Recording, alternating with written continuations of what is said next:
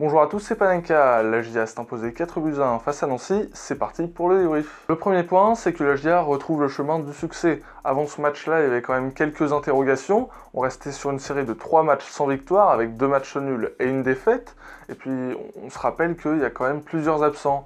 Mathias Autrette, Hamza Saki qui est en partance pour Toulouse, et d'autres que je dois sûrement oublier, mais ça faisait quand même plusieurs absents. On avait un milieu de terrain inédit, avec Touré, Ndom et Koef, qui pour certains ça leur fait peut-être un peu peur parce que Ali Ndom, on savait pas du tout à quoi s'attendre, et Touré, Ndom, Koef c'est pas des joueurs offensifs de base, et du coup voilà, il y avait plusieurs petites interrogations.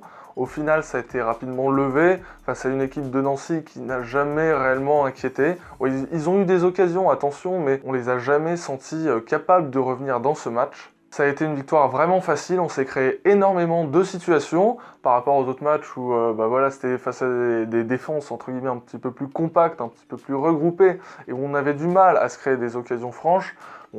Quand il y a des espaces, comme face à Grenoble un petit peu, là on se régale directement, on arrive à avoir énormément d'occasions, on en a eu je ne sais pas combien, on a touché le poteau, la barre, on a eu beaucoup d'occasions, on en a vendangé pas mal, mais au moins voilà, on s'est créé beaucoup de situations, on a marqué.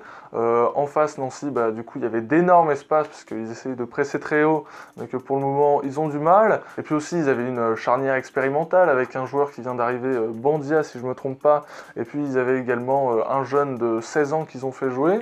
Voilà, c'est quand même pour de la défense centrale face à l'un des meilleurs clubs de Ligue 2, alors que tu es dernier et qu'en plus, c'est ton point faible sur les matchs d'avant, c'est un petit peu light. Nancy a un petit peu poussé en fin de match, mais le mal était fait. Bref, la GIA a déroulé. La GIA est donc 5ème avec 11 points. Seul Ajaccio compte un match de retard et peut donc potentiellement nous dépasser. Mais bon, ça sera face au Paris FC, on verra ce qui va se passer.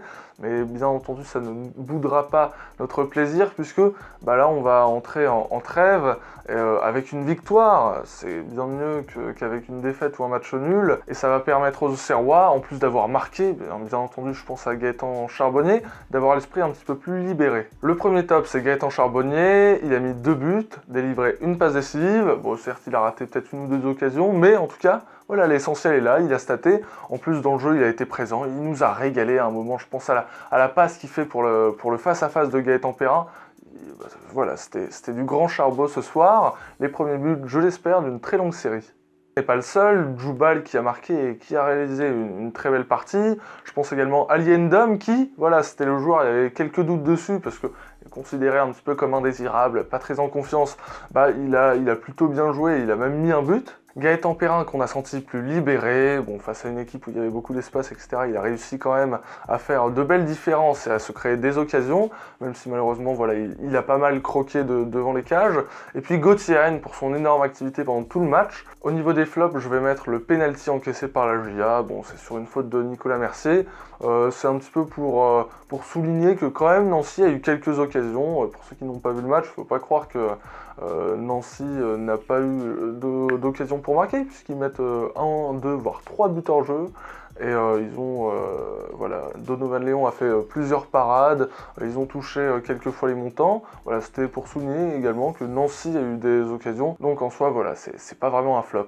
Au niveau du jeu concours Leclerc-Auxerre, personne n'avait trouvé le bon score. J'ai donc fait un tirage au sort avec tous les gagnants et c'est Baptiste Chapon qui, pour la 2e fois de la saison, gagne les places. Sauf que comme il les avait déjà gagnés il y a 1 ou 2 journées, je crois que c'était pour le 2e tirage au sort, globalement il m'a dit voilà, moi ça ne me dérange pas que tu les refasses gagner, surtout que voilà, il en avait déjà profité, et comme ça en même temps ça montrera pas que voilà, c'est magouillé, puisque voilà, il n'y a pas de triche, voilà, c'est le seul message à retenir de ce tirage au sort. Et c'est donc Florian Ténière qui gagne donc ses places. Regarde bien dans les commentaires que je t'ai envoyés, voilà, que je puisse prendre contact par message privé après avec toi.